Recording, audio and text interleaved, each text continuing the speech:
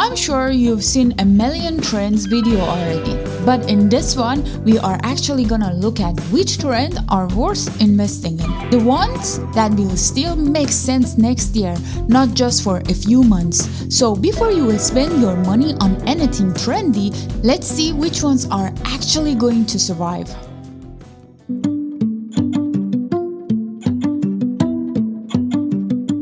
Hi Rafaqa, I'm Alale. Today we are breaking down fall and winter 2025 fashion trends. And quick warning, English isn't my first language, so if I messed up a word here and there, be kind please. I have a lot of really fun fashion and insight to share.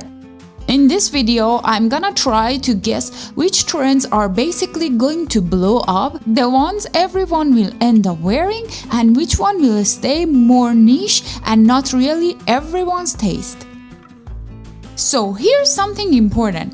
The minimalist era is basically ending and we are shifting into the maximalist era. That's why brands have been slowly and kind of quietly adding maximal elements into their designs. All these trends we are seeing right now are basically guiding people toward maximalism. Styles. The first category we are gonna talk about is styles. Some of these start trending this fall and winter, and now they are rolling right into next year. Boho. The first one is bohemian style. Vogue calls it nomadic spirits. It's all about big chunky layered jewelry, printed or ruffled clothing, and those scarf people wrap around their waist or pants like a sash.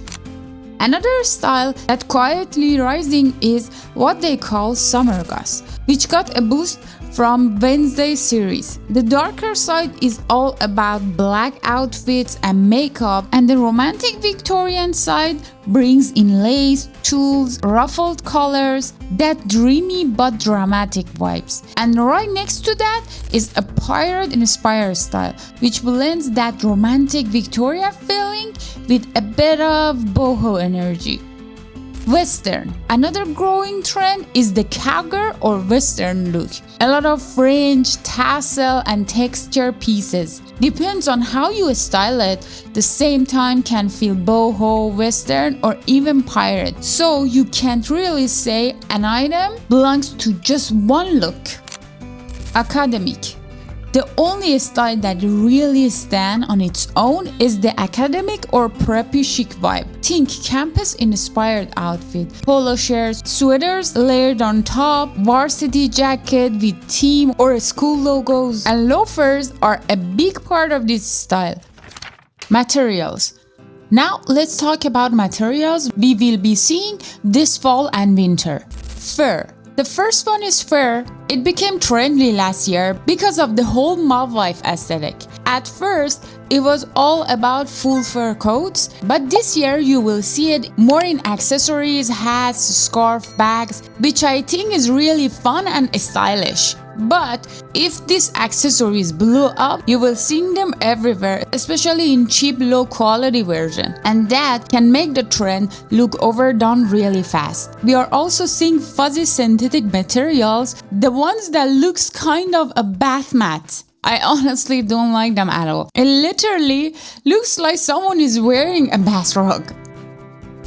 Lace and tulle. They were all over runways, often styled in sheer dramatic ways, but I've also seen them layered beautifully for winter, really creative, really stunning looks. Dior had two Victorian-inspired outfits mixed with a modern biker twist, and I love them. But trends like this usually fade fast, not because they are bad, but because once the brands start mass producing cheap versions, you suddenly see too many bad copies everywhere. Along with lace and tulle, we are also seeing a lot of sleep dresses and lingerie-inspired styling. The biggest and the most important fabric this season is suede, especially in brown suede. This winter, they are going to dominate a street style. The things about suede is that it's timeless. It never really goes out of style. It goes quiet and then became popular again. If you get suede coat, belt or bag in classic cut, you will wear it for years. And right now is perfect time to buy them because all new pieces are coming out. Even when the trends fade, suede still looks elegant. And finally, fringe or tassels, which they're really common in cowgirl and boho style outfits. Many brands feature a statement piece with big and noticeable fringe details. We are also seeing another big trend, large stone embellishment, gemstones, and decorative elements used on clothing and accessories. When it comes to silhouettes, there are two main shapes trending right now: cinch waist with strong shoulders and the drop-head waist. The drop-head waist starts showing up this summer, but I don't think we will see people wearing it a lot yet. It's probably going to be much bigger next year. Both of these silhouettes come from the return of 80s fashion, especially those leather jackets with wide shoulders and notched or shawl collars. The big focus this year is shorter top and crop jackets, all built to make legs look longer and the upper body smaller. This naturally defines the waist and creates the balanced look for both men and women. Jackets and collars. Since we are talking about jackets, funnel and standing collars, lapel collars, and those collars can be worn in different ways. Designers are really playing with how collars sit and how they change shape around the neck and shoulders. Now let's talk about coats, especially trench coats. You've probably seen everyone mentioning them in trend videos. Goes for the classic long trench coat. The short trench coat trends already happened and faded last year. The trench coat itself isn't a trend, it's timeless. So, choosing a long classic one is a smarter investment because you will wear it for years. Another trending outerwear style is the cape coat. Some of trench coats come with a cape-like a layer, and some brands even attach shawls or wraps directly onto the coat to create new dramatic shapes. And this winter you will see people wearing thick scarves that match their coats, sometimes even made from exact same fabric. This has been around for a few years. Colors and prints. Now let's talk about colors and prints. The main trending color this year is purple. Let me explain how we get here, and then we will guess what's coming next. First, we had bright red. Then it shifted into the burgundy and wine red. And this year it fully transitioned into the eggplant, violet, and all kinds of purples, from lilac to deeper shades. So now, what's come next? My prediction, something completely different, not from this color family at all. I actually think the next big color might be orange.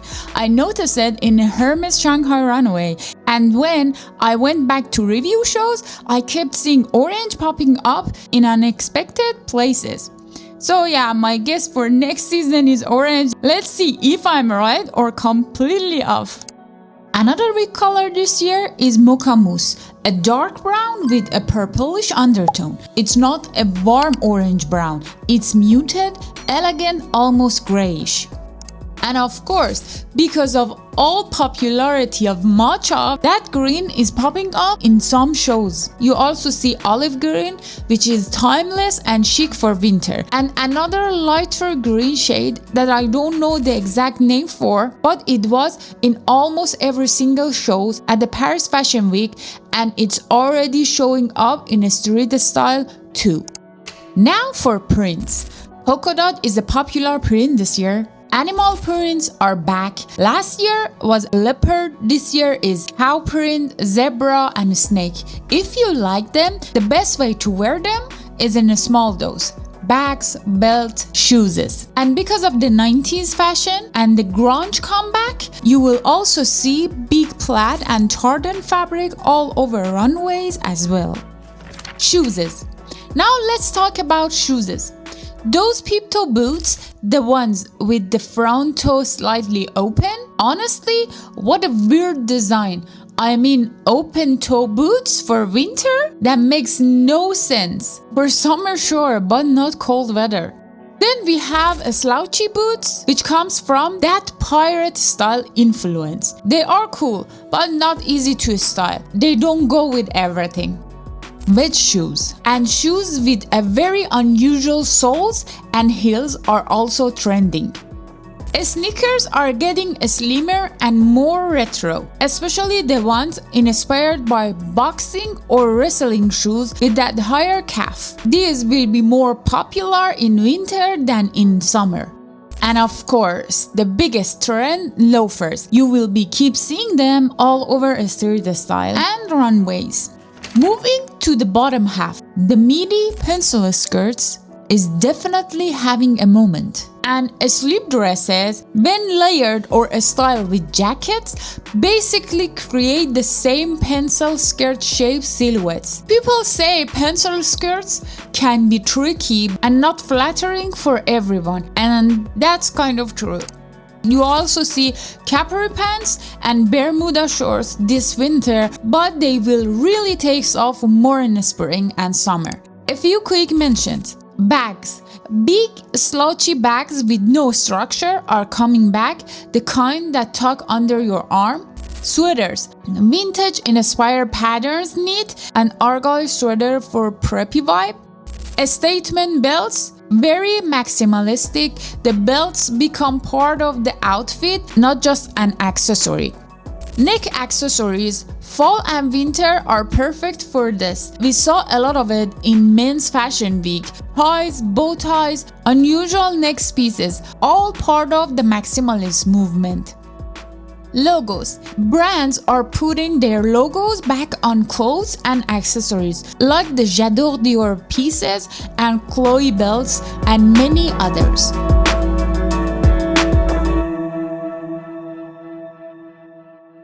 Alright, that's it for this one. Now we wait and see which of these predictions actually survive this year and next. I want to hear what you think. Drop your thoughts below. If you enjoyed the video, don't forget to like and subscribe and help my newborn channel grow. And get ready for the next video. I'm talking about one of the best bra you should actually own. Take care, love you, boost, bye!